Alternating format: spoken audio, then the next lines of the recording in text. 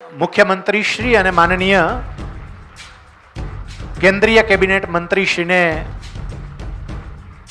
આવકારીએ. આપ સૌને વિનંતી છે, આપણે સૌ આપણા કાર્યક્રમનો મંગલ પ્રારંભ રાષ્ટ્રગાન સાથે કરીએ છીએ, ત્યારે આજના આ શુભારંભ કાર્યક્રમનો મંગલ પ્રારંભ પણ રાષ્ટ્રગાન સાથે આપણે કરીશું. આપ સૌ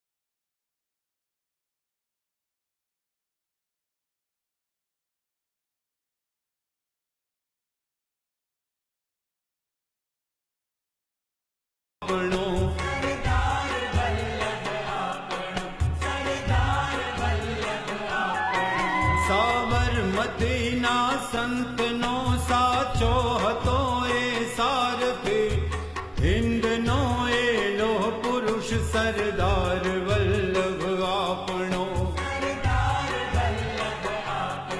સંસ્થા અમર સરદાર ધામ, સરદાર શ્રી અને માનનીય કેન્દ્રીય કેબિનેટ મંત્રી શ્રી એ બંનેને આપણે વિનંતી કરીએ રિમોટ દ્વારા તાળીઓના નાદ સાથે આપણે સૌ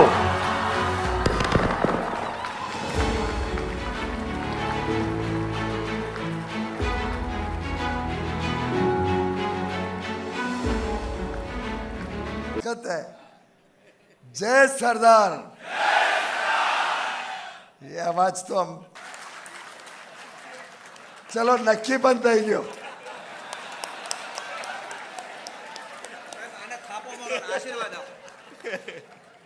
11 થી 21 થઈ જાય. 2026 में 11 करोड़ का स्पॉन्सर बनेगा. चलो गुड. तो आपका 2026 का 11 करोड़ से शुरुआत तो થઈ ગઈ. હવે ગગજી કાકાએ કીધું છે તો કંઈક નવું કરશે એની મને ખાતરી છે, અને ઓનિક્સ આ બ્રાન્ડ વર્લ્ડ લેવલે ચમકશે એના માટે જ એને મને કીધું હોય છે, એટલે કરી નાખશું. खाली 11 करोड़ मारा वाला.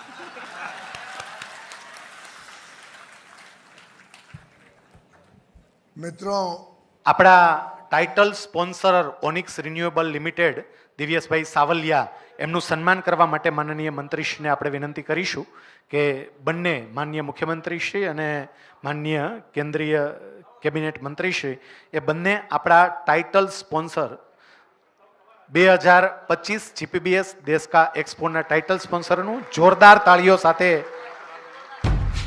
2.5 કરોડના સ્પોન્સર છે. જોરદાર તાળીઓ સાથે આપણે એમને વધાવીએ.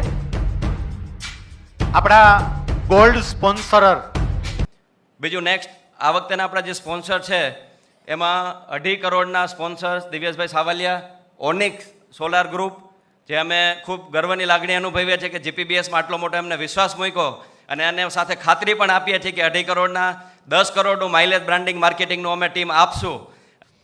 તો હું વિનંતી કરીશ આદરણીય ભાઈ શ્રી દિવ્યેશ સાવલિયા ને હું વિનંતી કરીશ, એ આપણા 25 લાખના ટ્રસ્ટી છે, એમ ગયા એટલે વાત નહોતી ટાળી, પ્રેમથી દિલથી. ભાઈ અરવિંદભાઈ ડેકોરા અમારી હારે હતા, ભાઈ સુભાષ હતો, ભાઈ બીજા મિત્રો પણ હશે, ભાઈ મંથન હતો, પણ આજે એમને આટલી પ્રગતિ કરી છે. કાકા બહુ ખુશ થઈ ગયા છે, અને જીપીબીએસ જ્યારે 26 અમેરિકામાં થશે ને તો ભારતમાં તારી મોટામાં મોટી કંપની બનશે. 11 કરોડની વાત નથી, બરાબર, 11 કરોડ માટે નથી કહેતો, પણ એ જે નરેન્દ્ર મોદી સાહેબનો જે થાપોતન લાગશે ને પિયુષ ગોયલ સાહેબનો ના સીએમ સાહેબનો, એ મોટો હશે. કારણ કે મોટી બ્રાન્ડ છે ને, બધી મોટી બ્રાન્ડો છે, મોટી તોપો છે આપણી વિકાસની. જય સરદાર. ગગજી કાકાને તો પહેલાં ખૂબ ખૂબ ધન્યવાદ આપું કે 1000 ટ્રસ્ટીનું મંડળ કર્યું અને આપણે એમાં વિશ્વમાં ડંકો વગાડ્યો યહૂદી સમાજની જેમ.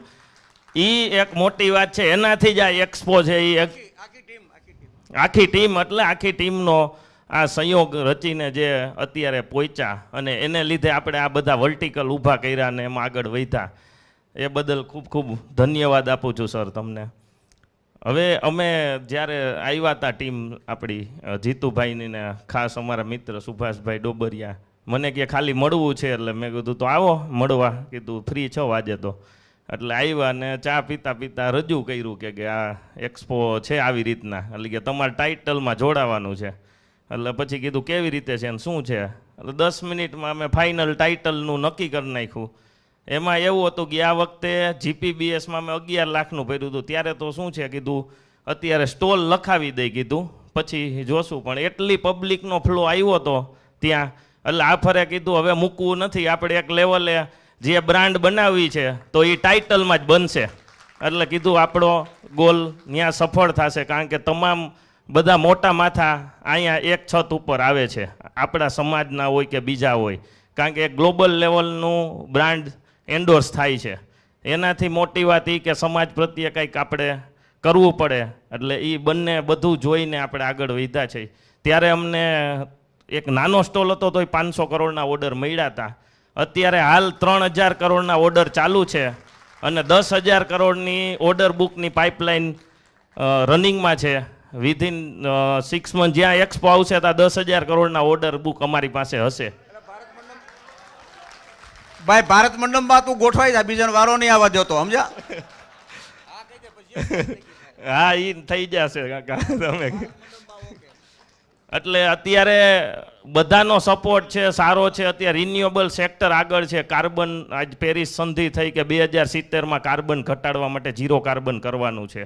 એના માટે અત્યારે આપણી મોદી સાહેબને એની ટીમ અત્યારે વર્ક કરે છે. તો એના માટે અમે રિન્યુએબલ સેક્ટરમાં એકદમ જોરથી આગળ વધીએ છીએ. એના માટે જ આ જે ગ્રીન હાઇડ્રોજન છે એ નવી ટેકનોલોજી છે ને અમે લાવીએ છીએ. એ એક્સપોઝ અમે એક્સપોમાં કરશું.